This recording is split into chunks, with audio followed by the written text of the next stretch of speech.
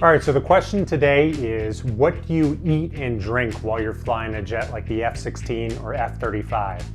Welcome, my name is Hasard. I'm an F-35 fighter pilot for the Air Force. Just to put you inside the cockpit of, say, an F-16 or F-35, there's not a lot of room. Everything is built to make it as nimble as possible. Every ounce of extra weight is seen as something that the enemy can use against you. So there's no room. You're really tucked in there, and it's actually pretty claustrophobic when you're on the ground. So I weigh 210 pounds with my gear on, about 240.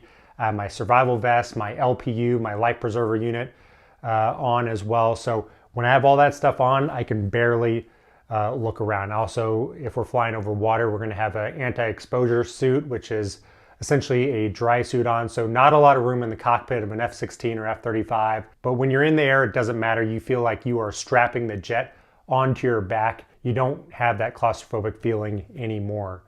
Typically, our training flights are only about an hour and a half. We're fuel limited, so we burn a tremendous amount of fuel, especially when we're training, when we're doing something like BFM, that's essentially dogfighting. We're using a lot of afterburner. We're burning our fuel very quickly, and we're generally only in the air about an hour to an hour and a half. So for those missions, you don't need any food. Now, it is important to drink a lot of water, so just being 3% dehydrated can reduce your G tolerance time by 50%. So it's really important to stay hydrated. In terms of food for an hour and a half, that doesn't matter. I'll eat a little bit before flying and then eat when I come back. But when I was in Afghanistan, we were doing missions that were 6-8 hours, crossing the pond back from Afghanistan. So crossing the Atlantic, we were airborne for over 10 hours. So we were refueling off a tanker the whole way. And then I've done missions that have been upwards of 12 hours being in the air, which is a long time. You have to think about your mental energy like fuel. And in order to power your mental energy, you need to be able to eat every few hours. I can remember my first few combat missions. I tried to just stay focused the entire time, and staying focused for 8 hours straight is extremely tough. And typically when we're coming back, it's going to be at night, especially in a place like Afghanistan. There are 15,000 foot mountains around you. You really have to be on your A game coming back for a mission. So for me, that meant taking breaks every 30 minutes or so and eating a little bit, taking a breather, going to the tanker and back just so you could recharge a little bit.